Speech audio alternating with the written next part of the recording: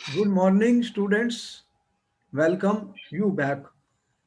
देखो, हमारा डिस्कशन चल रहा है इलेक्ट्रोकेमिस्ट्री के ऊपर और हमने आपको पहले लेक्चर में बता दिया है कि इलेक्ट्रोकेमिस्ट्री में हम क्या करते हैं कि इलेक्ट्रिकल एनर्जी केमिकल एनर्जी में कन्वर्ट हो सकती है और केमिकल इलेक्ट्रिकल एनर्जी में, उन्हीं को इलेक्ट्रोकेमिकल सेल्स कहते हैं।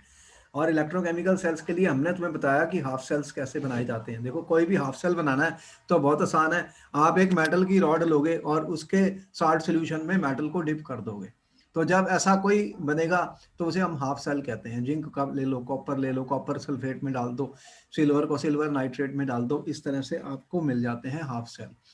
और उसके ऊपर हमने ये बताया कि हर हाफ सेल में क्या होता है कि एक पोटेंशियल डिफरेंस क्रिएट हो जाता है। इलेक्ट्रोड और इलेक्ट्रोलाइट जब कांटेक्ट में होते हैं तो उसे इलेक्ट्रोड पोटेंशियल कहा जाता है। और हमने आपको ये भी बताया कि जो स्टैंडर्ड इलेक्ट्रोड पोटेंशियल होता है वो अंडर स्टैंडर्ड कंडीशंस मेजरमेंट की जाती हैं। स्टैंडर्ड इलेक्ट्रोड पोटेंशियल का मतलब ये है कि 1 मोलर कंसंट्रेशन ली जाएंगी इलेक्ट्रोलाइट की और 25 डिग्री सेल्सियस टेम्परेचर है, 298 केल्विन जिसे हम कहते हैं, 1 एटमॉस्फेरिक प्रेशर पर मेजरमेंट्स की जाती हैं। तो उन वैल्यूज को हमने आपको बताया कि ई नॉट वैल्यूज से रिप्रेजेंट किया जाता है। तो एक हमने ई बताया, फिर हमने आपको ई नॉट बताया। तो ये स्टैंडर्ड इलेक्ट्रोड पोटेंशियल थी। लेकिन प्रॉब्लम ये आ रही थी कि हाफ सेल की पोटेंशियल को मेजर नहीं किया जा सकता। Absolute value of half cell potential can not be measured because इसका एक ही कनेक्शन हमें मिल रहा है। तो इसके लिए हमने क्या किया, एक रेफरेंस इलेक्ट्रोड बनाया, एक रेफरेंस इलेक्ट्रोड चूज किया स्टूडेंट। उसे हमने कौन सा इलेक्ट्रोड बताया था? Reference electron, standard hydrogen electrode. बोलो, बताया था आपको, SHE। जी। तो जो SHE जो है वो स्टैंडर्ड हाइड्रोजन इलेक्ट्रोड है स्टूडेंट। इसको हमने लिया था जब हमने H+ की कंसंट्रेशन ली थी 1 मोलर, और हाइड्रोजन गैस को हमने बबल किया था 1 बार प्रेशर पर। तो 298 केल्विन टेम्परेचर था स्टूडेंट।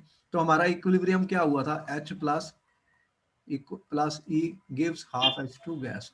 तो यहाँ पर हमारे को जो रिएक्शन हो रही है स्टूडेंट, इसकी पोटेंशियल हमने कितनी ली थी? ई नॉट की वैल्यू कितनी मानी थी इसकी? ई नॉट हमने क्या लिया था? H+2 स्टूडेंट, 0 वोल्ट मानी थी, 0 वोल्ट। तो इसको हमने रेफरेंस इलेक्ट्रोड माना जो हमने बनाया। अब हमने इस रेफरेंस इलेक्ट्रोड को ले लिया और जितने भी हाफ सेल है स्टूडेंट उनके साथ इनको ज्वाइन कर दिया। इसको मैंने एनोड बना दिया। देखो अब मैं क्या कह रहा हूं, देखो कि at 298 Kelvin EMF of a cell कैसे मेजर करूंगा? स्टैंडर्ड हाइड्रोजन इलेक्ट्रोड को मैंने एनोड ले लिया, सेकंड हाफ सेल को मैंने जो कंस्ट्रक्ट किया by taking standard hydrogen electrode as anode. आपको हमने बताया था कि जो कन्वेंशन है, कैसे लिखते हैं किसी भी गैल्वेनिक सेल को लिखने का, एक कन्वेंशन हमने आपको बताया था। तो उसमें क्या हमने बताया था, कैसे लिखेंगे किसी भी गैल्वेनिक सेल का रिप्रेजेंटेशन कैसे किया जाता है। तो उसके लिए मैंने आपको क्या बताया था कि हम क्या यूज करते हैं, एनोड लेफ्ट साइड पे लिखते हैं, बीच में साल्ट ब्रिज होता है और फिर कैथोड होता है। तो उसको याद करने का एक आसान तरीका था, क्या था?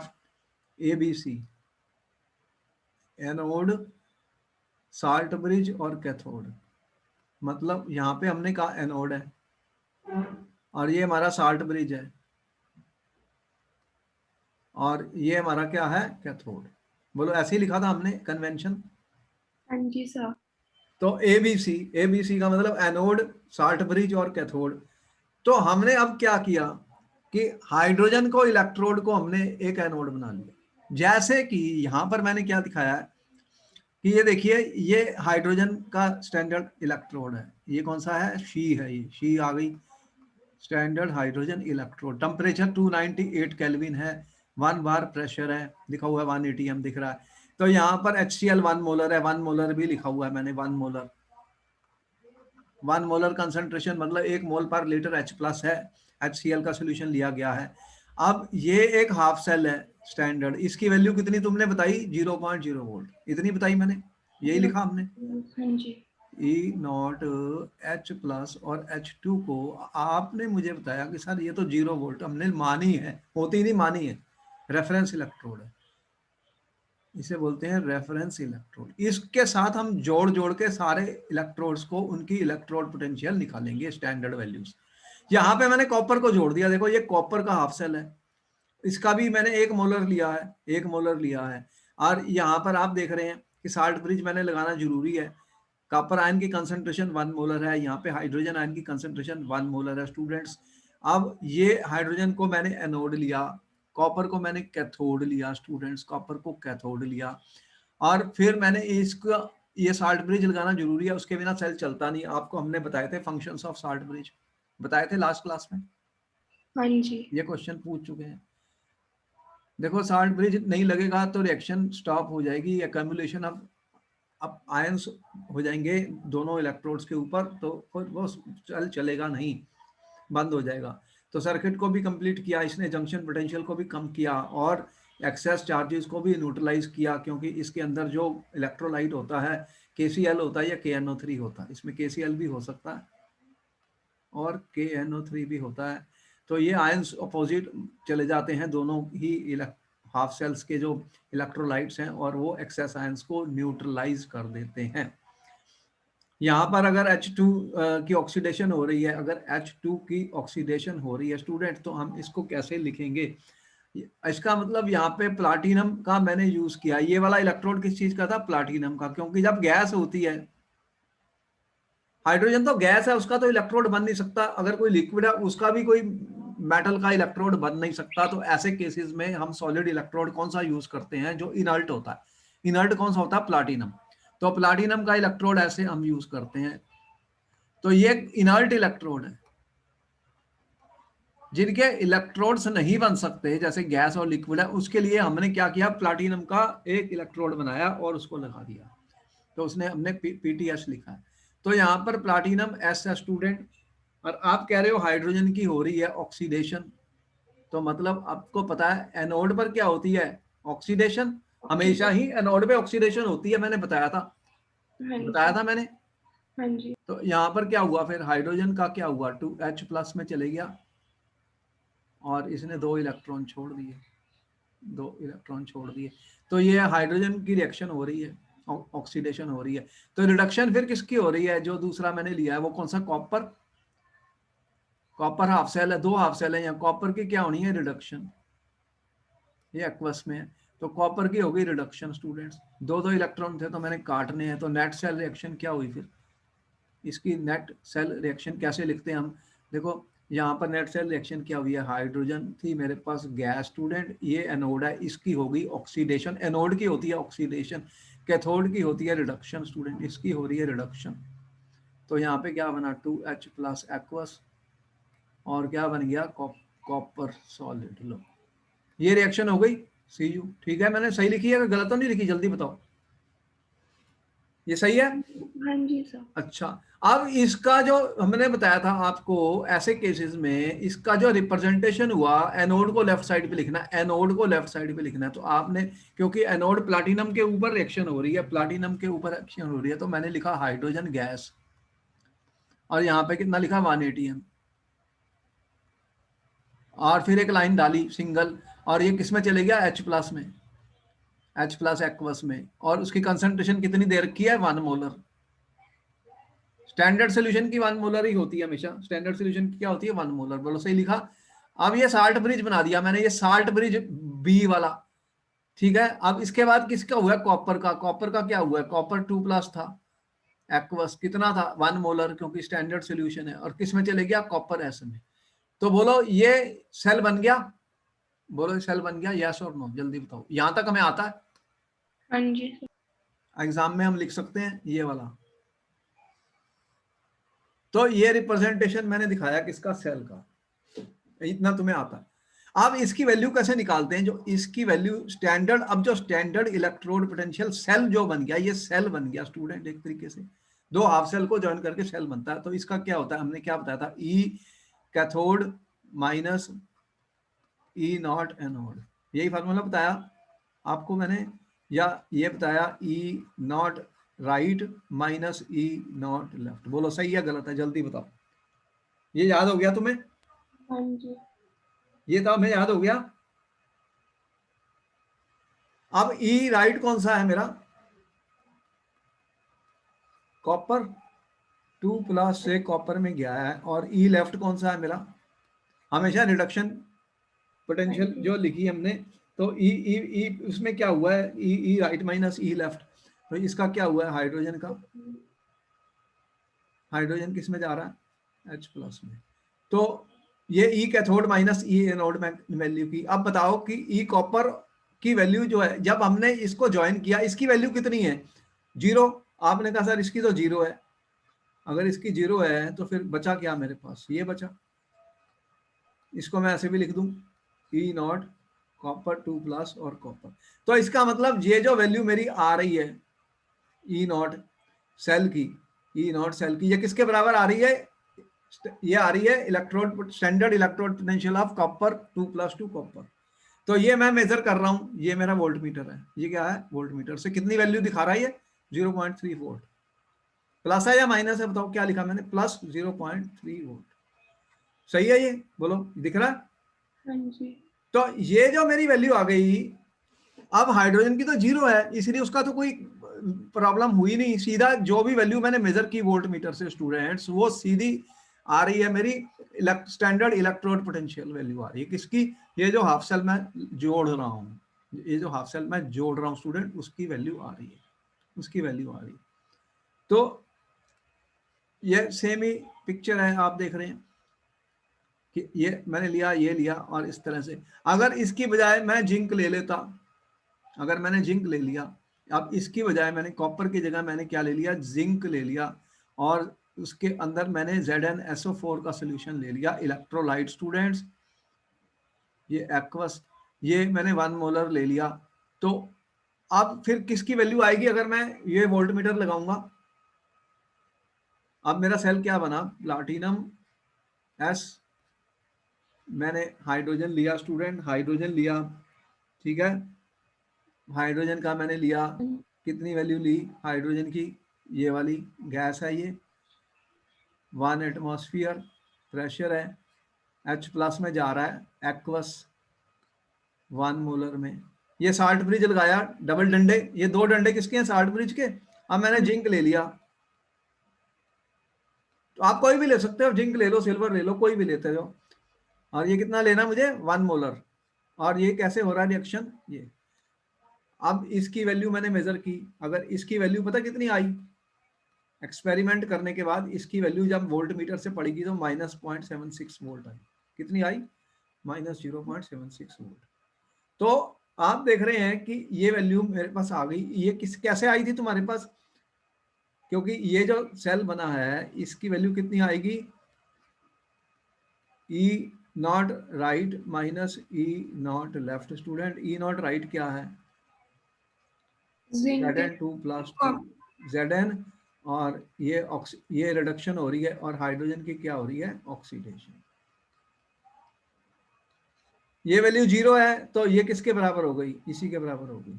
तो जो वैल्यू मेरी सेल मेजरमेंट करके आई है वो इसी के बराबर हो गई, इसके बराबर हो गई, क्योंकि ये 0 है, ई नॉट Zn2 Zn। तो इस तरह फिर हमने क्या किया, ये मेरे को मिली 0.76 वोल्ट मीटर से। ये ऐसे वोल्ट मीटर की रीडिंग आई, ये ऐसे आई, देखो ये वोल्ट मीटर लगा हुआ है, ये 0 था, ये ऐसे आया, ये 0 वैल्यू है, -0.76 वोल्ट, वोल्ट मीटर से हमें पता लग गई। तो वोल्ट मीटर से हम मेजर कर लेंगे। तो इस तरह से हम सब हमने निकाली, किसकी, सभी हाफ सेल्स की निकाल ली, किसी की प्लस आई, किसी की माइनस आई। तो प्लस का मतलब ये है कि, प्लस का मतलब क्या हुआ कि ये प्लस का मतलब है इसकी जो ये कॉपर टू प्लस की टेंडेंसी ज्यादा है। मतलब मैं ये कह रहा हूं, देखो इसके बाद हमने क्या किया, एक सीरीज बना ली। इस सीरीज को क्या बोलते हैं, ये एक टेबल है, आपकी बुक में दी होगी, आपकी बुक में एक टेबल दी होगी, उसने उसे बोलते हैं standard electrode potential values at 298 Kelvin. एक टेबल है स्टैंडर्ड इलेक्ट्रोड पोटेंशियल, ठीक है, एट 298 केल्विन। तो ये सारी की सारी वैल्यूज आप देख रहे हैं, ई नॉट जो है आप देख रहे हैं, सब में इलेक्ट्रॉन ऐड हो रहे हैं, इलेक्ट्रॉन ऐड हो रहे हैं ना। तो हम जब ये वैल्यूज निकालते हैं स्टूडेंट्स, तो हमारी रिएक्शन क्या होती है, कोई भी सब्सटेंस है जैसे Mn प्लस है, तो ये M में जा रहा है, मतलब रिडक्शन हो रही है यहाँ पे। ये reduction standard electrode potential, standard reduction potential values ही होती हैं कन्वेंशन में, इसी को माना जाता है स्टैंडर्ड इलेक्ट्रोड पोटेंशियल, या इसको मैं स्टैंडर्ड रिडक्शन पोटेंशियल भी कह सकता हूं। क्या कह सकता हूं? Standard reduction potential. बात समझ में आई? ये सबकी वैल्यू मैं निकाल ली। देखो ये हाइड्रोजन कहां पर है, ये हाइड्रोजन कहां गया, ये है हाइड्रोजन मेरा, देख रहे हो, और इसकी वैल्यू 0 है। कितनी है? 0 वोल्ट। अब ये सब उससे पॉजिटिव वाले हैं, ये प्लस है, ये सारी वैल्यूज प्लस देख रहे हो। और ये इसके नीचे जो वैल्यूज आ रही हैं लेड की, टिन की, निकल की, एल्यूमिनियम की, ये सब कितनी आ रही है? नेगेटिव आ रही है। ये नेगेटिव आ रही है, देख रहे हो, नेगेटिव। नीचे नेगेटिव आ रही है, ऊपर पॉजिटिव आ रही है। ये हमारा रेफरेंस इलेक्ट्रोड है जो हमने माना है, ये वाला दिख रहा है, हाइड्रोजन वाला, ठीक है। इसकी वैल्यू 0 वोल्ट, तो ये 0 वोल्ट है, ऊपर पॉजिटिव है। तो ये क्या शो करता है? देखो अगर मैंने ये जो इसका यूज किया है, इसका सिग्निफिकेंस क्या है, ये क्या शो करता है? इसे इलेक्ट्रोकेमिकल सीरीज भी कहा जाता है। इसे क्या कहते हैं? Electrochemical series. इससे ये पता लगता है कि कौन सा एलिमेंट कितना रिएक्टिव है, कितना मेटल है। देखो कि कितना मेटल है। जो जो जो ऊपर जाते जाते आपको क्या दिख रहा है, तो यहाँ पर देखो कि ये फ्लोरीन है। जैसे फ्लोरीन अगर इलेक्ट्रॉन को गेन करता है तो ये वैल्यू बहुत पॉजिटिव है, प्लस 2.87 वोल्ट है इसकी ई नॉट वैल्यू, ठीक है। तो ई नॉट वैल्यू कितनी है? 2.87 वोल्ट, ये हाईएस्ट वैल्यू है। इससे बड़ी वैल्यू कोई है यहाँ पर? बताओ, सबसे बड़ी वैल्यू यही है। तो इससे क्या शो होता है कि फ्लोरीन की टेंडेंसी इलेक्ट्रॉन गेन करने की मैक्सिमम है। पॉजिटिव का मतलब ये रिएक्शन होगी होगी। जब ई पॉजिटिव होता है तो रिएक्शन उधर जाएगी, और ई नेगेटिव होता है तो रिएक्शन उधर नहीं जाएगी, उल्टी जाएगी, रिवर्स हो जाएगी। तो इससे ये पता लगा कि जो फ्लोरीन है मेरा, ये स्ट्रॉन्गेस्ट ऑक्सीडाइजिंग एजेंट का काम करेगा। ये क्या होगा? स्ट्रॉन्गेस्ट ऑक्सीडाइजिंग एजेंट है स्टूडेंट्स। अब बताओ ऑक्सीडाइजिंग एजेंट कौन सा होता है? जो खुद रिड्यूस होता है, जो खुद रिड्यूस होता है उसे क्या बोलते हैं? Oxidising agent. मतलब लो इलेक्ट्रॉन को लेगा, तो सबसे ज्यादा पावर किसकी है इलेक्ट्रॉन को लेने की एक्वस सॉल्यूशन में? फ्लोरीन की। तो ऊपर ऑक्सीडाइजिंग एजेंट दिख रहे हैं मुझे, तो जैसे जैसे मैं ऊपर जाता जाऊंगा यहां से हाइड्रोजन से, तो ये क्या है? ऑक्सीडाइजिंग पावर इंक्रीज हो रही है। क्या इंक्रीज हो रही है? ऑक्सीडाइजिंग पावर स्टूडेंट इंक्रीज हो रही है। बोलो, हो रही है?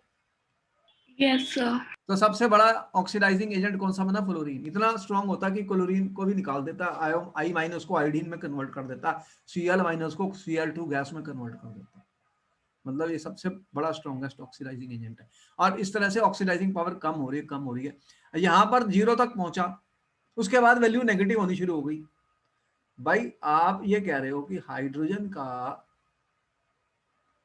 ये वाली जो वैल्यू होती है, ये इंटेंसिव प्रॉपर्टी होती है स्टूडेंट। ये इसे मल्टीप्लाई कर दो किसी से भी तो वैल्यू चेंज नहीं होगी, ये ई नॉट वैल्यू सेम है। आप तो ये कह रहे हो सर इसकी वैल्यू तो हमारे पास 0.0 वोल्ट है। अब मैंने कहा कि लो यहां पर देखो जिंक की वैल्यू कितनी है? जिंक की वैल्यू कितनी है? 2 + 2e। Zn की वैल्यू कितनी दे रखी है? जरा बताना, Zn की वैल्यू कितनी दिख रही है तुम्हें? क्या है ये? कितनी वैल्यू है बताना जरा। -0.76। ठीक है, वेरी गुड, दिख गई। तो ये -0.76 वोल्ट है। और मैं कॉपर को देखूं स्टूडेंट्स, ये एक्वस में ही होते हैं, वाटर के अंदर ही होते हैं, एक्वस माना जाता है। तो कॉपर को देखूं स्टूडेंट्स, तो कॉपर का कितना वैल्यू दे रखा है ई नॉट का? बताना जरा, कॉपर की कितनी वैल्यू है? कहाँ गया कॉपर? कहाँ गया? ये गोल्ड है, क्लोरीन है, ये कॉपर 2 + 2 दिस। कितनी वैल्यू है? कितनी मिली है? Plus 0.34 volt. अब इससे क्या पता लगा मुझे? ये माइनस का मतलब है कि ये जिंक तो इलेक्ट्रॉन लेना नहीं चाहता, रादर की अगर मैं रिवर्स कर दूं तो इसकी वैल्यू +0.76 हो जाती है। तो जिंक तो इलेक्ट्रॉन देना चाहता है। अगर जो इलेक्ट्रॉन देता है स्टूडेंट वो खुद क्या हो रहा है? ऑक्सीडाइज। जो खुद ऑक्सीडाइज होता है वो क्या होता है फिर? Reducing agent. तो ये तो रिड्यूसिंग एजेंट बनेगा। फिर क्या बनेगा? Reducing agent. तुम्हें पता है कि जिंक बहुत अच्छा रिड्यूसिंग एजेंट होता है और यूज एज ए यूज होता है, क्योंकि ये फटाफट इलेक्ट्रॉन को रिलीज कर देता है, इलेक्ट्रॉन को दे देता है, खुद ऑक्सीडाइज हो जाता है। जो खुद ऑक्सीडाइज होता है वो रिड्यूसिंग एजेंट होता है, जो खुद रिड्यूस होता है वो ऑक्सीडाइजिंग एजेंट होता है। यस और नो? ये रिडक्शन में प्लस है, तो जितनी ज्यादा माइनस होगी जितनी ज्यादा माइनस होगी उतना ही वो पावरफुल रिड्यूसिंग एजेंट होगा। यस और नो? Yes, sir. मतलब जितनी E naught students, E naught more negative होगी, ये रिडक्शन की बात कर रहा हूं मैं, रिडक्शन है ये, ई रिडक्शन जो standard electron potential reduction potential एक ही होती है। जितनी ई नेगेटिव मोर नेगेटिव होगी उतना ही वो स्ट्रॉन्गर क्या होगा, रेड्यूसिंग एजेंट। आपने कहा सर ऐसे भी लिख दो, जिसकी ई नॉट जितनी ज्यादा पॉजिटिव होगी, मोर पॉजिटिव होगी, वो उतना स्ट्रॉन्गर क्या होगा, ऑक्सीडाइजिंग एजेंट। बोलो सही है गलत है? And देखो दिमाग लगाना है, दिमाग लगाना है, क्वेश्चन आते हैं पेपर में, इसलिए बोलो दिमाग लगा के सोचना है, सोचना है, रट्टेबाजी नहीं करनी, सोचना है, समझना है। अब देखो आपके पास उसने क्वेश्चन दिया कि HCl का एक सोल्यूशन है, यहाँ पर HCl का एक सोल्यूशन है, डाइल्यूट HCl का। चलो वो कह रहा है इसमें मैंने कॉपर डाला, बोलो क्या रिएक्शन होगी, will the reaction take place और नॉट। फिर वो कह रहा है मैंने इसमें जिंक डाला, बोलो रिएक्शन होगी या नहीं होगी। अब बताओ कि किस केस में रिएक्शन होगी, हाइड्रोजन गैस निकलेगी, किस केस में हाइड्रोजन गैस निकलेगी। स्टूडेंट आपने डाइल्यूट HCl में कॉपर डाला, क्या क्या हाइड्रोजन गैस निकलेगी, यस और no? Will H2 gas liberated, ये क्वेश्चन था पेपर के अंदर। बताइए क्या क्या आंसर करेंगे हम, कैसे करेंगे इस आंसर, आपका क्या आंसर है? चलो पहले आप सोचो फिर हम देखते हैं क्या यूज है स्टूडेंट इलेक्ट्रोड पोटेंशियल में। इससे क्या पता लग रहा है मुझे?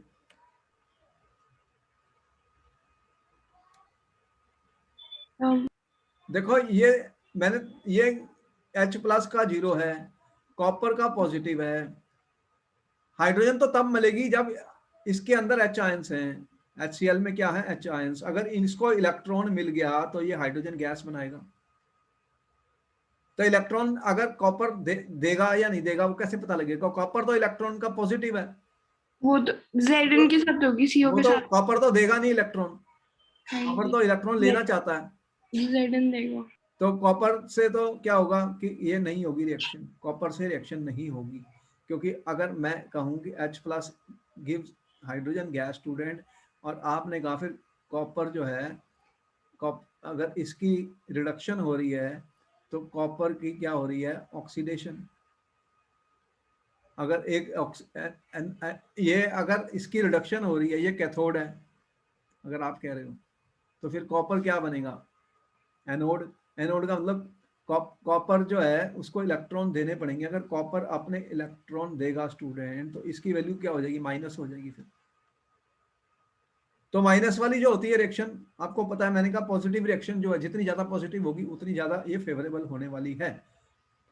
तो ये तो होगी नहीं रिएक्शन, फिर कॉपर तो इलेक्ट्रॉन देता नहीं, कॉपर की वैल्यू, कॉपर की इलेक्ट्रॉन पोटेंशियल वैल्यू हाइड्रोजन से पॉजिटिव है। Therefore, when you will add copper in HCl, no gas will be liberated. No hydrogen gas.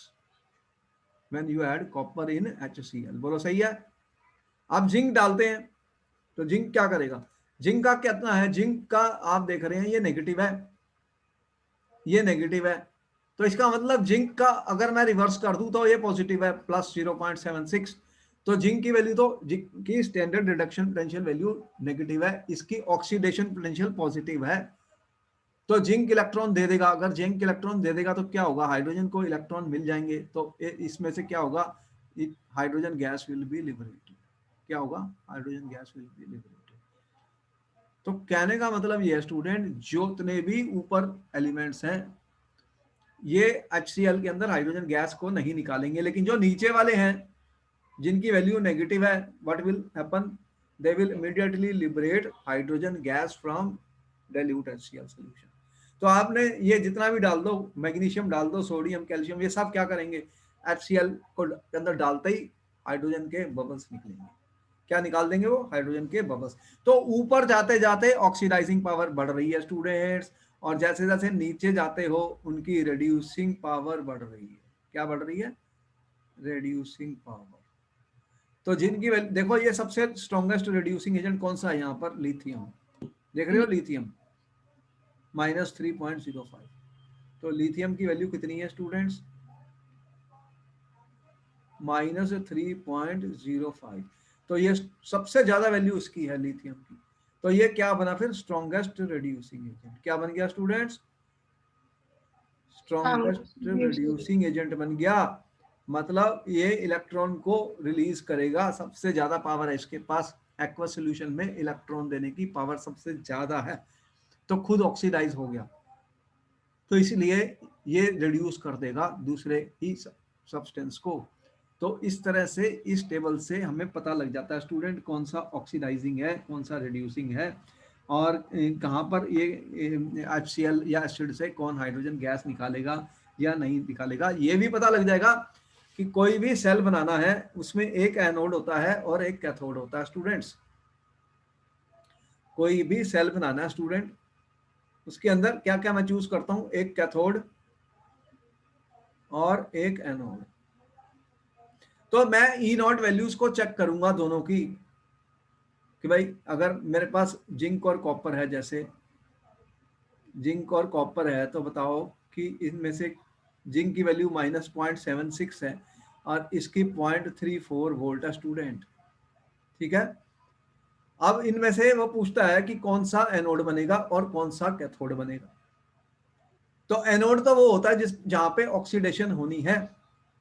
तो बताओ कि जिसकी वैल्यू ज्यादा नेगेटिव है, ये इलेक्ट्रोड पोटेंशियल वैल्यूज हैं, ये इलेक्ट्रोड पोटेंशियल वैल्यूज हैं। ये जिंक की वैल्यू नेगेटिव है, इसकी पॉजिटिव है। अगर इन दोनों का मैंने सेल बनाना है तो एनोड कौन बनेगा फिर?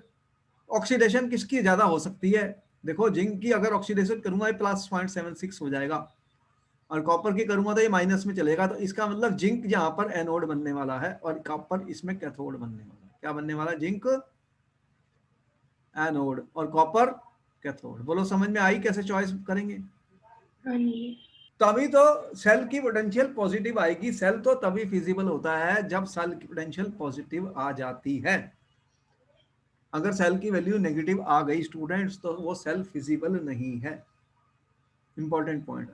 तो आपको समझ में आया कि ये इलेक्ट्रोकेमिकल सीरीज से हमें क्या पता लग रहा है कि ये ऊपर जाते जाते ऑक्सीडाइजिंग एजेंट बढ़ते जा रहे हैं, और ये हाइड्रोजन को 0 हमने दी थी, रेफरेंस इलेक्ट्रोड है। नीचे आते आते स्टूडेंट्स ये रिड्यूसिंग एजेंट बनते जा रहे हैं। यहाँ पर देखो जितने भी एल्कली मेटल्स और एल्कलाइन अर्थ मेटल्स हैं, देखो एल्कली मेटल्स आपने इनऑर्गेनिक में पढ़ा, एल्कली मेटल्स स्टूडेंट्स, और आपने भी पढ़ा alkaline earth metal student. Group 1 और ग्रुप 2 वाले स्ट्रॉन्ग रिड्यूसिंग एजेंट्स होते हैं। क्यों होते हैं स्ट्रॉन्ग रिड्यूसिंग एजेंट स्टूडेंट? तुमने कहा सोडियम को पानी में डालो आओ तो ये तो एक्सप्लोड करता है, सोडियम को हवा में रखो तो इट कैचेस फायर स्टूडेंट। ये जो एल्कली मेटल है इनको हवा में रखते ही आग लग जाती है। ये क्यों होता है? क्योंकि ये बहुत रिएक्टिव है, ये इलेक्ट्रॉन को जल्दी छोड़ देते हैं।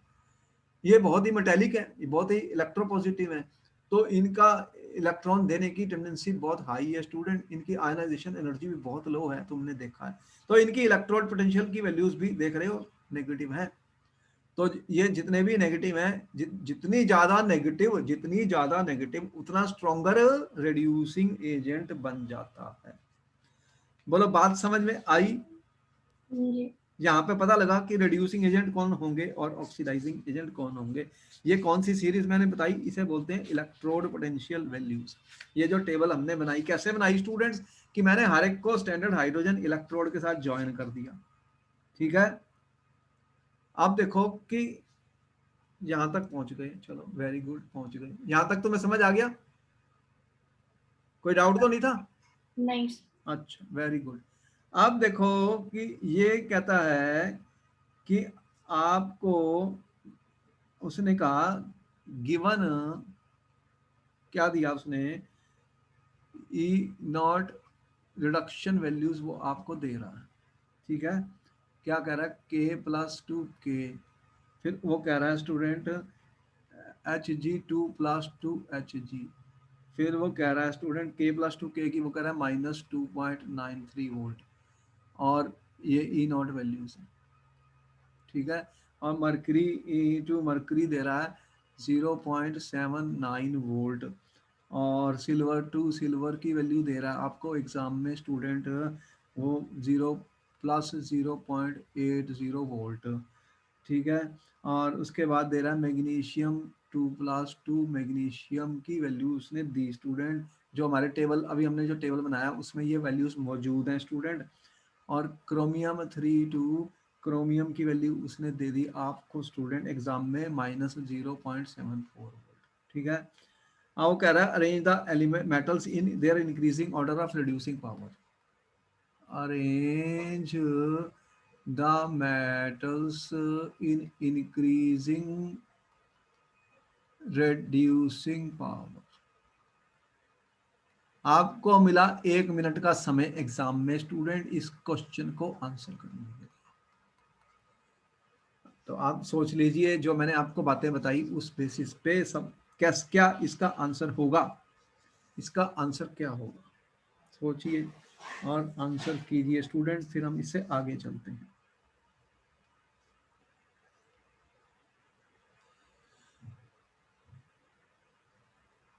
तो उसने हमें स्टैंडर्ड इलेक्ट्रोड पोटेंशियल वैल्यू भी स्टैंडर्ड रिडक्शन पोटेंशियल वैल्यूज होती हैं वो हमें एग्जाम में दे दी।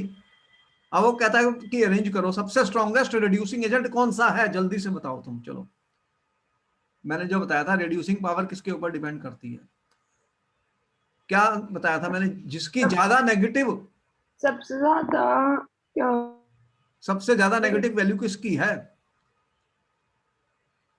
पोटेशियम की पोटेशियम की कितनी वैल्यू मैंने दी है 2.93। 2.93, ये सबसे ज्यादा नेगेटिव है। तो उसके ये बाद सबसे बड़ा रिड्यूसिंग एजेंट है, नंबर 1 पर ये आया। उसके बाद किसकी है, मैग्नीशियम की।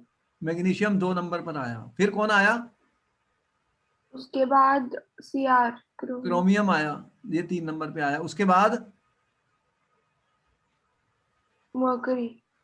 मरकरी आया 4 नंबर पर, और ये सबसे ज्यादा पॉजिटिव है, ये 5 पर आया।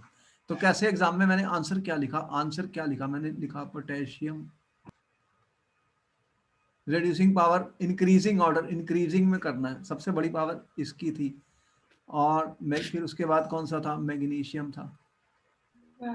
और उससे कम कौन सा आया, तुमने कहा क्रोमियम आया सर। क्रोमियम से छोटा कौन था, चौथे नंबर पर मरकरी आया। और सबसे छोटा कौन है रिड्यूसिंग पावर में, क्या बचा, सिल्वर। यही ऑर्डर है। हाँ जी सर। तो ये आंसर मुझे लिखा था, 1 नंबर मुझे मिला।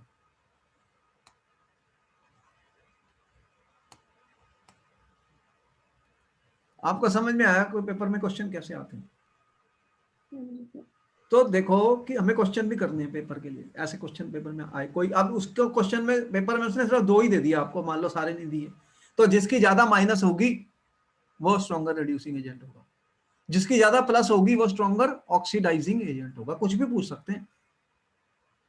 तो इस तरह से हमें ये वैल्यूज जो मिली स्टैंडर्ड हाइड्रोजन, जो स्टैंडर्ड रिडक्शन पोटेंशियल वैल्यूज मिली या स्टैंडर्ड इलेक्ट्रोड पोटेंशियल वैल्यू तभी मिली जब हमने स्टैंडर्ड हाइड्रोजन इलेक्ट्रोड से हर हाफ सेल को जोड़ा था, यस और नो। तो स्टैंडर्ड हाइड्रोजन इलेक्ट्रोड के बारे में मैंने तुम्हें बता दिया भाई, स्टैंडर्ड हाइड्रोजन इलेक्ट्रोड क्या होता है। ठीक है, तो इस तरह से हम इनकी वैल्यूज को निकाल सकते हैं। अब उसने क्वेश्चन में लिखा कैन यू स्टोर, क्या उसने क्वेश्चन पूछा, can you store copper sulphate solution in zinc pot.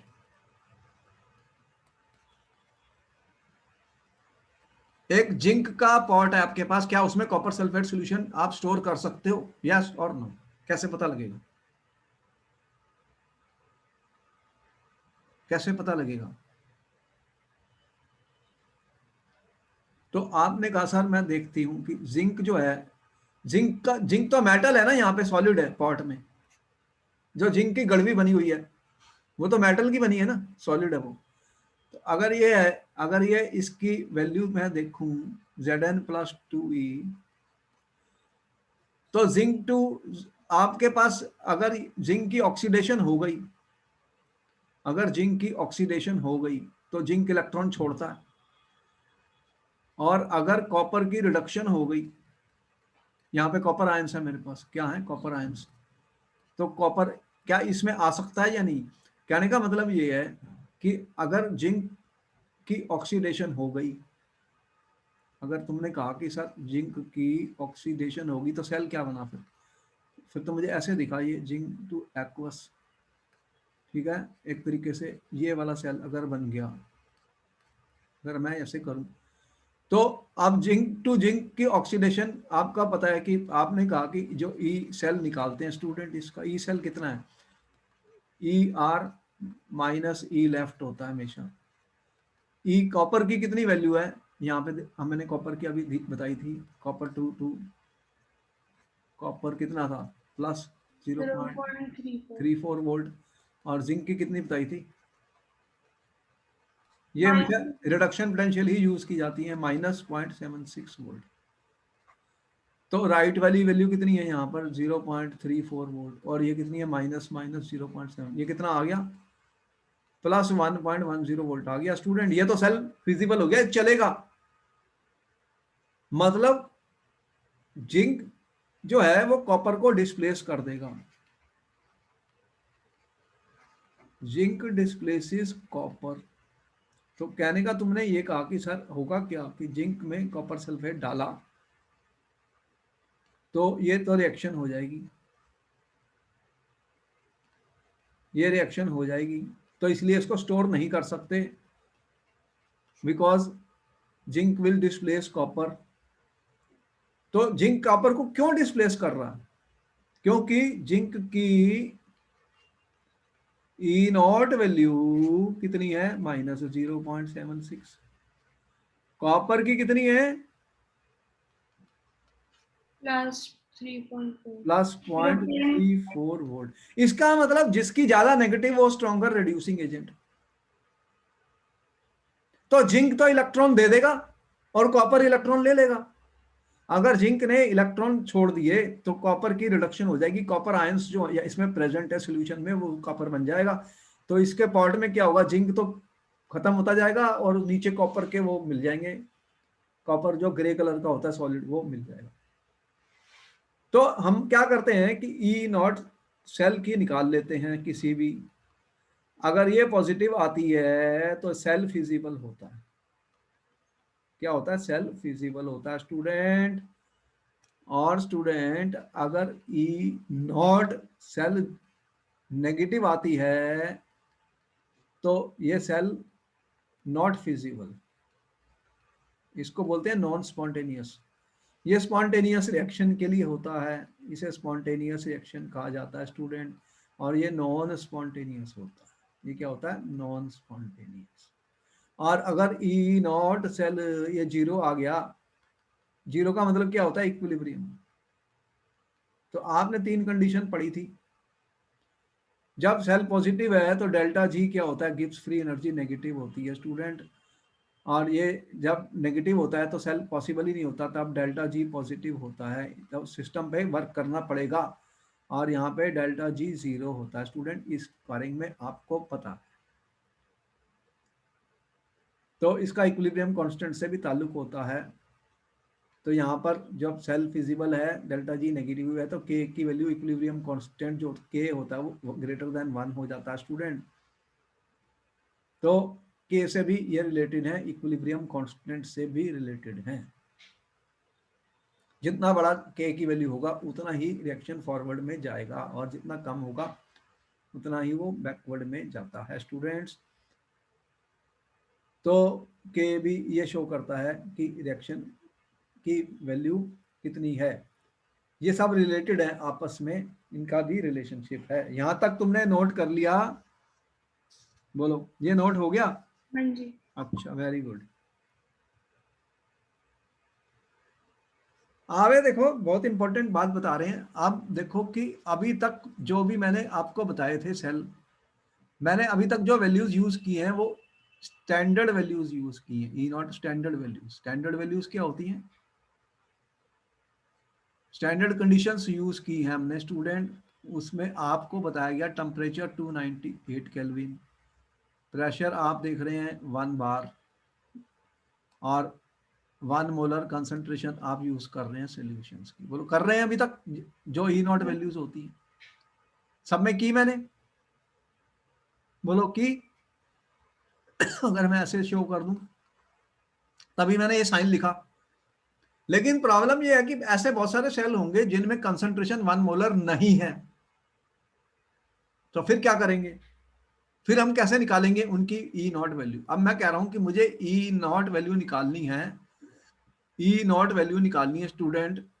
ये ई नॉट वैल्यू पता है, ई वैल्यू निकालनी है। ई के ऊपर मैंने ये साइन हटा दिया, ठीक है, ये हटा दिया, ये मेरी एम एन प्लस एम है, मुझे एम एन प्लस एम निकालना है at any concentration, at any concentration student.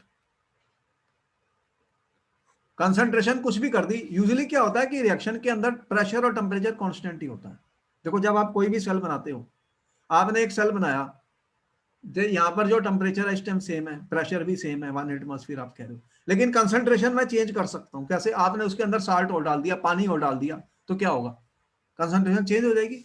भाई आपके पास एक ये सेल है, आप कह रहे हो लो जी, कोई भी सेल ले लिया आपने, मान लो Zn लिया, सेल कैसे बनाते हो, हाफ सेल, आपने एक डंडा लिया जिंक का, इलेक्ट्रोड जिसे कह रहा हूं, उसको जिंक सल्फेट में डाल दिया, तो ये हाफ सेल बन गया, बन गया हाफ सेल। बोलो, ये लो यहाँ पे एक प्लैटिनम की ये तार लगा दी मैंने, कंडक्टर। अब ये जब हाफ सेल बन गया, अब तुमने कहा इसकी कंसंट्रेशन कितनी है, मैंने पूछा, आपने कहा सर मैंने तो इसकी कंसंट्रेशन 0.1 मोलर ली है, 1 नहीं है, तो बताओ कि क्या वैल्यू सेम होगी? जब 1 नहीं मोलर सर। पे मैंने मेजरमेंट की थी वोल्ट मीटर लगा के, तो वैल्यूज आ रही थी, अब तो वैल्यू चेंज हो जाएगी क्योंकि कंसंट्रेशन चेंज हो गई। तो कौन सा फार्मूला है, वो कौन सा फार्मूला है? टेम्परेचर अभी भी सेम मैं कह रहा हूँ, टेम्परेचर मैं कह रहा हूँ 298 केल्विन अभी भी है, प्रेशर मैं कह रहा हूँ अभी भी 1 बार है, लेकिन कंसंट्रेशन मैंने चेंज कर दी है स्टूडेंट, इसको मैंने चेंज कर दिया है। तो फिर जो अब जो वैल्यू आएगी ई सेल की स्टूडेंट, जब मैं इसको ज्वाइन कहीं भी से भी करूंगा, या ई हाफ सेल की भी, ये जो वैल्यू आ रही है स्टूडेंट, यहाँ पर ई सेल कौन सा मैंने बनाया, मान लो मैंने जिंक का बनाया है, तो और ये वाली वैल्यूज ये दोनों सेम थोड़ी हैं, ये स्टैंडर्ड है, ये 1 मोलर पर थी, ये कौन सी थी, 1 मोलर पे, ये मैं कह रहा हूं कि मैंने इसकी 0.1 मोलर कर दी है, तो बताओ ये वैल्यू सेम है क्या? नहीं है। तो फिर इसका फार्मूला किसने दिया? यहां पे क्वेश्चन आने वाला पेपर में, जरा समझ लेना दिमाग लगा के।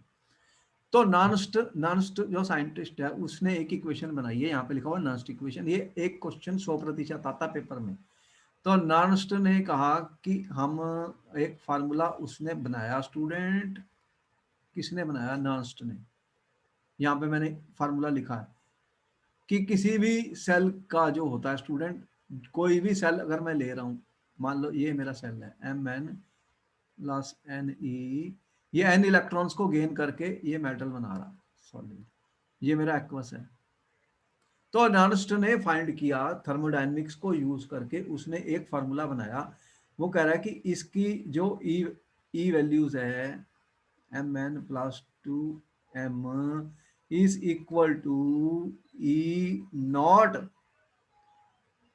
Mn प्लस m, ये स्टैंडर्ड वैल्यू है, ये स्टैंडर्ड वैल्यू है इसकी, minus RT NF natural log of ये m divided by student Mn plus. अब देखो कि ये जो मेरा m है, ये सॉलिड, इसकी एक्टिविटी 1 ली जाती है, ये जो सॉलिड होते हैं ना प्योर, इनको 1 माना जाता है, ये प्योर सॉलिड है, इसकी वैल्यू 1 है। तो फिर ये फार्मूला क्या बन गया, ई Mn is equal to E naught Mn minus RT NF, ठीक है, ये वैल्यू 1 हो गई, ln of 1 Mn plus. Mn plus क्या है? कंसंट्रेशन है किसकी? Mn plus is a molar concentration of this. अब ये 1 नहीं है, 1 मोलर नहीं है, अगर 1 मोलर हो जाएगा तो फिर क्या होगा, ये फिर वैल्यू वही आ जाएगी जो इसकी थी, क्योंकि वो 0 हो जाएगा, log 1 क्या होता है, log 1 0 होता है। अब इसकी वैल्यू कुछ भी हो सकती है, आपने कहा 0.01 है, तो मैं यहाँ पे 0.01 रखूंगा, तो फिर मैं इस फार्मूले को सॉल्व करूंगा, ये वैल्यू मेरे को पता है, इसकी टेबल मेरे पास मौजूद है, इसकी टेबल मेरे पास मौजूद है, तो मैं ये वैल्यू निकाल सकता हूँ। अब इस फार्मूले को और भी सिंप्लीफाई कर दिया गया, क्योंकि R एक गैस कांस्टेंट है, आर एक गैस कांस्टेंट है स्टूडेंट, आर क्या है, गैस कांस्टेंट। एन क्या होता है, नंबर ऑफ इलेक्ट्रॉन्स, कितने इलेक्ट्रॉन चल रहे हैं इस रिएक्शन में, N is the number of electron students. तो यहाँ पर कितने इलेक्ट्रॉन इन्वॉल्व हैं स्टूडेंट, कितने इलेक्ट्रॉन्स हैं in the reaction, number of electrons in the reaction student N है। M2+ से 2 गया तो 2 इलेक्ट्रॉन हो गए। जैसे एफ क्या होता है, एफ फेराडे, फेराडे का आपको पता ही है कांस्टेंट है 96487 कूलम्स पर मोल है इसकी वैल्यू फेराडे की, एक फेराडे की वैल्यू इतनी होती है, कांस्टेंट है। आर एक गैस कांस्टेंट है, उसकी वैल्यू भी तुम्हें पता ही है एनर्जी के यूनिट्स में कितनी होती है, 8.314, बुक में मिल जाएगी, जूल पर केल्विन पर मोल, ये आर की वैल्यू है। टेम्परेचर मैं कह रहा हूँ 298 केल्विन ले रहा हूँ स्टैंडर्ड कंडीशंस। ये सारी वैल्यू मैं यहाँ रख सकता हूँ और ये लॉग में कन्वर्ट कर दूंगा, नेचुरल लॉग को लॉग में कन्वर्ट करने के लिए 2.303 से मल्टीप्लाई किया जाता है स्टूडेंट्स। तो इन सारी वैल्यूज को सॉल्व करने के बाद जो फार्मूला बनता है, और इसको सिंप्लीफाई कर दिया हमने, Mn plus Mn is equal to student E, ये स्टैंडर्ड नहीं है, ये स्टैंडर्ड वैल्यू है Mn प्लस, ठीक है, 2m में जा रहा है, minus 0.0591 by n log of student 1 by concentration of the metal ion, molar concentration of the metal ion. तो देखो ये एक फार्मूला बन गया स्टूडेंट हमारे पास, हमने सिंप्लीफाई कर दिया इस फार्मूले को by using the value 0.059 by, ठीक है। तो ये एक फार्मूला बन गया, इससे मैं ये वैल्यू निकाल सकता हूँ, इससे मैं ये वैल्यू को निकाल सकता हूँ स्टूडेंट्स, किसी भी हाफ सेल की भी और किसी भी कंप्लीट सेल की। तो आप देखो कि मान लो मैं ये कह रहा हूं कि मेरे पास ये Zn2 प्लस 2E ये हाफ सेल है, ठीक है। ये हाफ सेल कैसे बना, अभी हमने बनाया है कि आपने जिंक और जिंक सल्फेट का एक सॉल्यूशन ले लिया, हाफ सेल, हाफ सेल में क्या किया, Zn है, ये किस में जा रहा है, जिंक, जिंक, अगर आपके पास जिंक आयंस हैं स्टूडेंट, ये आपने जिंक का एक रॉड लिया है इलेक्ट्रोड और इसको डिप किया था किसमें, कौन सा सोल्यूशन था, जिंक सल्फेट का ले लो या कोई भी ले लो, Zn2+ आयंस है। तो यह एक हाफ सेल है मेरे पास, ये एक हाफ सेल है स्टूडेंट, ये तार लगी हुई है इसके ऊपर, तो हाफ सेल है ये। अब इसकी वैल्यू आपको ऑलरेडी पता है कि अगर आपने ये वैल्यू निकालनी है जिंक की, मान लो मैं कह रहा हूं कंसंट्रेशन जो है, कंसंट्रेशन जिंक की 0.01 मोलर है। अब 0.01 मोलर कंसंट्रेशन है तो वो कह रहा है कि इसकी ई रिडक्शन पोटेंशियल निकालो, क्या निकालो, E0 Zn फाइंड करो, ये वैल्यू निकालो when concentration of the solution is 0.01 molar. तो कैसे निकालेंगे, कोई बात नहीं, इसको करते हैं। तो इसका फार्मूला क्या है, ये इक्वेशन नॉन्स्ट इक्वेशन को यूज करूंगा। नॉन्स्ट इक्वेशन क्या कहता है, Zn2 plus Zn is equal to E0 Zn2 plus minus 0.059 by n log of 1 by, अब ये रिएक्शन मैंने लिखी थी Zn, ये तो ये कौन सी हो रही है स्टूडेंट्स, ऑक्सीडेशन। यहाँ पे मैं रिडक्शन की बात कर रहा हूँ, उल्टा ले लेता हूँ, फिर रिडक्शन हो रही है। रिडक्शन कैसे, यहाँ पे रिडक्शन पोटेंशियल ले रहा हूँ, रिडक्शन कैसे कहती होती है, ये है मेरी half reaction, reduction potential, oxidation नहीं रिडक्शन पोटेंशियल निकाल रहा हूँ, ऑक्सीडेशन पोटेंशियल भी निकाल सकता हूँ, साइन अपोजिट हो जाता। तो इसका क्या आया फिर 0.05 बाई n, ये 1, ये हमेशा 1 होता है, सॉलिड वाले प्योर सॉलिड 1 होते हैं, तो नीचे कितना आ गया फिर Zn2 प्लस,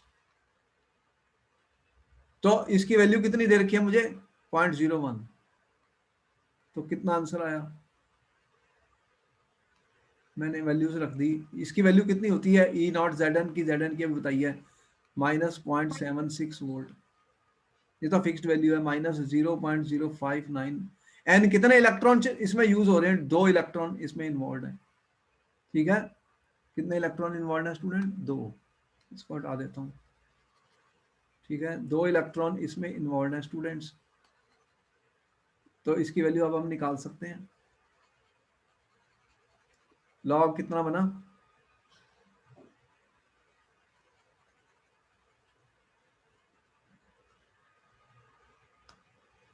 तो log ऑफ 1 बाई जिंक की कंसंट्रेशन कितनी है यहाँ पर, 0.01 मोल। पॉइंट तो log ऑफ ये क्या बन गया, 10 - 2, 10 - 2, इसको क्या कहते हैं, -2 log 10।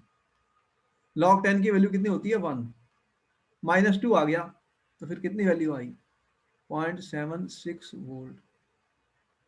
माइनस माइनस, ये माइनस माइनस प्लस हो गया, और 2/2 0.059, वही कट गया। माइनस ये 10 - 2 था, -2 log 10 आया, -2 से 2 से 2 कटा, और माइनस से प्लस हो गया। तो वैल्यू कितनी आ गई फिर, -0.76, ये भी वोल्ट है, प्लस 0.059 वोल्ट। तो इसको इसमें से माइनस कर दो, कितना आंसर आएगा, वो वैल्यू आ गई। अब जब मैंने कंसंट्रेशन चेंज कर दी, तो देख रहे हो इसकी रिडक्शन पोटेंशियल वैल्यू भी लेस नेगेटिव हो गई, लेस नेगेटिव हो गई, क्योंकि ये मैंने लिया था 0.76। क्या लिया था मैंने स्टूडेंट, 0.76। तो 0.76 में से आप माइनस कर दीजिए स्टूडेंट 0.059, कितना बचा, 1 -0.701। 701। ठीक है, क्या गया, 701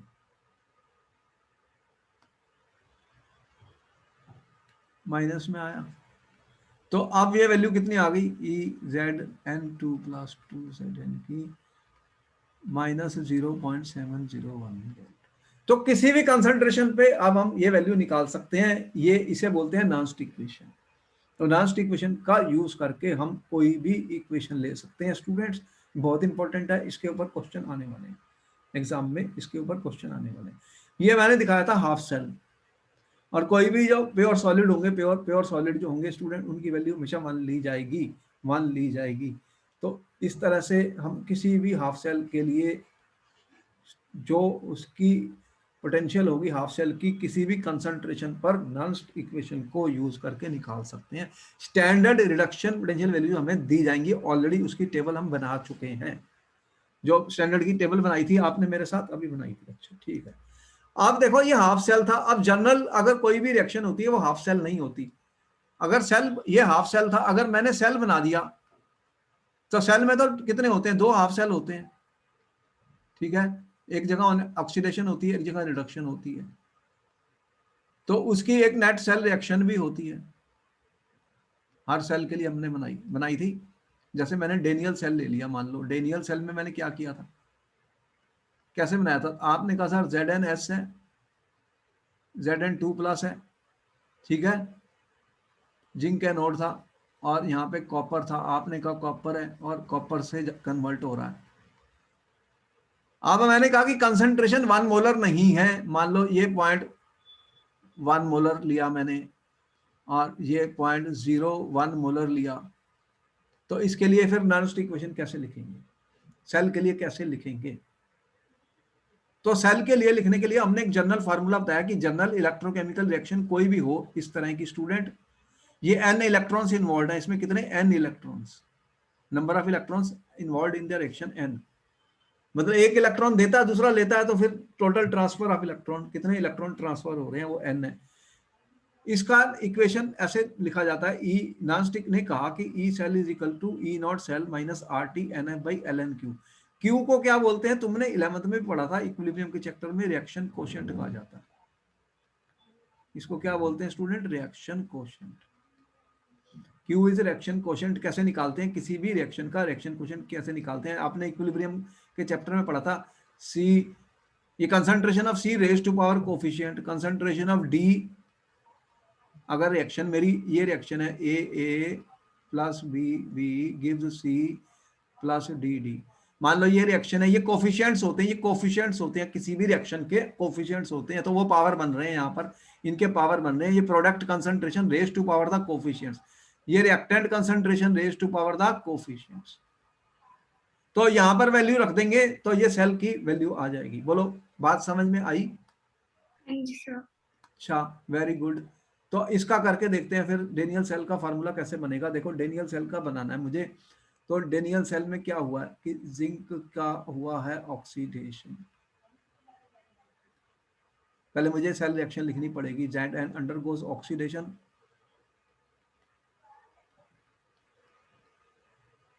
कॉपर का क्या हुआ है रिडक्शन, कॉपर का क्या हुआ है रिडक्शन, ठीक है। अब नेट रिएक्शन क्या होती है, ऐसे जितने इलेक्ट्रॉन इसने दिए उतने ले लिए, तो नेट रिएक्शन क्या है? नेट रिएक्शन कैसे लिखते हो स्टूडेंट्स? नेट रिएक्शन क्या हुई? ZnS copper 2 plus aqueous gives me Zn2 plus aqueous students, copper S। अब नर्स्ट इक्वेशन का फार्मूला ये है, तो इसका क्या होगा? ई सेल, ये जो सेल बन गया is equal to E not cell minus RT NF। अब ln ऑफ, ln किसका? सॉलिड का तो 1 होता है, तो फिर ऊपर सिर्फ क्या रह गया? Zn2 प्लस, ठीक है। अगर तुमने इसको लिखा, देखो चलो अभी मैं लिख देता हूं फिर करता हूं। नीचे क्या आएगा? ZnS, और क्या आया? Copper 2 plus aqueous. ये आया क्यू की वैल्यू, लेकिन कॉपर एस कितना है? ये प्योर सॉलिड का मैंने कहा 1 होता है, प्योर सॉलिड का कितना होता है? एक्टिविटी 1 होता है, ठीक है। तो यहाँ पे 1 1 लिख दूंगा। अब क्या बचेगा फार्मूला? फिर क्या बचा? फिर E cell is equal to E not cell, इसकी वैल्यू हमने निकाली थी -0.059 बाई n लॉग ऑफ, ये 1 है, ये भी 1 है, तो क्या बचा फिर? Zn2 plus divided by copper 2 plus, ठीक है। यहां तक सही है? बोलो। अब ई सेल कैसे निकालते हो इसका? इसका ई सेल क्या होगा? इसका ई सेल क्या होगा? ई आर माइनस ई लेफ्ट, राइट बाय कौन सा है? कॉपर। कॉपर की वैल्यू कितनी थी? Plus 0.34 volt, minus 0.76। जिंक की कितनी थी? -0.76 वोल्ट, तो ये कितना आ गया? Plus 1.10 volt. बोलो मैंने सही सॉल्व किया? हाँ जी। तो ये कितनी वैल्यू है? Plus 1.10 volt minus 0.059। एन कितना है इसमें? कितने इलेक्ट्रॉन चल रहे हैं? इलेक्ट्रॉन ट्रांसफर कितना है इसमें? n इक्वल टू 2 है, 2 electrons are transferred divided by 2। अब जिंक की कंसंट्रेशन कितनी है? मेरे को कितनी दी है? 0.1। और कॉपर की कितनी दी है? ये लॉग है यहाँ पर, ठीक है, लॉग है। चलो मैं इसको ठीक कर देता हूँ, तुम्हें डाउट ना हो जाए।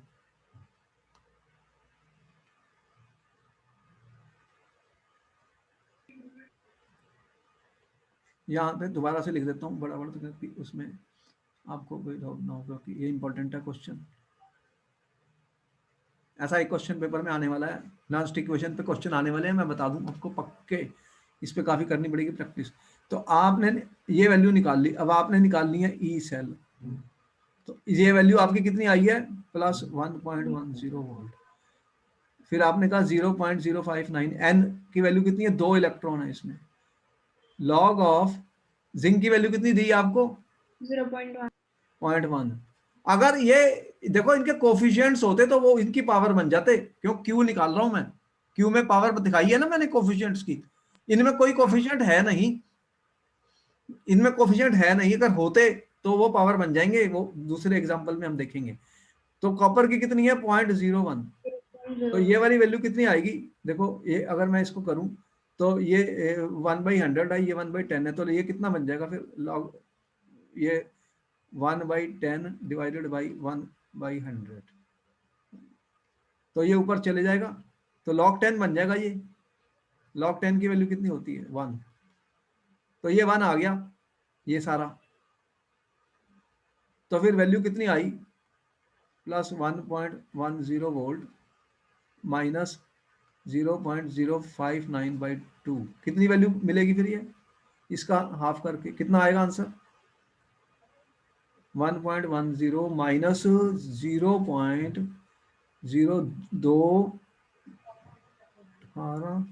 ये माइनस करना पड़ेगा इसमें से, तो ये वैल्यू फाइनल आएगी फिर कितनी आ रही है वोल्ट, कितने वोल्ट आ जाएंगी इसकी वैल्यू, ठीक है।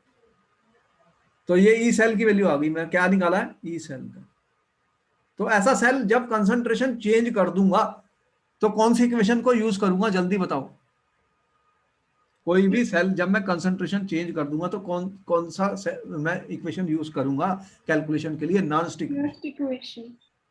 कोई भी हाफ सेल ले लो या फुल सेल ले लो, उसके लिए हम निकाल सकते हैं। तो ये मोस्ट इंपॉर्टेंट है, इसके ऊपर क्वेश्चन आएगा पेपर में और 100% आएगा। यहाँ पे कोई डाउट है तुम्हें? नहीं सर। तो अगर इनके पास कोफिशिएंट्स होते तो वो इनकी पावर्स बन जाएंगे, इनकी पावर्स बन जाएंगे, उससे हम इनकी सेल पोटेंशियल किसी भी कंसंट्रेशन पे निकाल सकते हैं, क्योंकि टेम्परेचर हमेशा सेम ही रखते हैं हम, और जो प्रेशर होता है वो भी एक बार ही होता है, टेम्परेचर 298 रखते हैं, तो उस पर सारी कैलकुलेशन की जाती है। अगर टेम्परेचर चेंज कर देता था तो फिर मुझे टी की वैल्यू भी वहां रखनी पड़ जाती, क्योंकि फिर टेम्परेचर भी चेंज हो जाएगा। लेकिन टेम्परेचर हमारे जितने भी एक्सपेरिमेंट है उसमें चेंज नहीं होता हमारे लिए, इसलिए सिर्फ कंसंट्रेशन ही चेंज होगी। तो जब कंसंट्रेशन चेंज हो जाएगी तो हम नॉन स्टिक इक्वेशन को यूज करके सेल की पोटेंशियल निकाल लेंगे। एक क्वेश्चन पेपर में हर साल आता है न्यूमेरिकल, इसलिए फिर मैं आपको नेक्स्ट क्लास में मिलता हूँ, इसके ऊपर और क्वेश्चन करेंगे और आगे चलेंगे। ये बहुत इंपॉर्टेंट टॉपिक था नॉन स्टिक इक्वेशन, तो इसको आप ध्यान दीजिए, इसके ऊपर कंसंट्रेट करिए, एक क्वेश्चन पेपर में आएगा। ऑलराइट देन, फिर मैं मिलता हूँ तुम्हें नेक्स्ट क्लास में। तो कल क्लास कितने बजे होनी है? सर 12 o'clock ही ले लो। अच्छा मैं बता दूंगा तुम्हें, okay I will send you message, okay bye bye, then मिलता हूँ फिर नेक्स्ट क्लास में।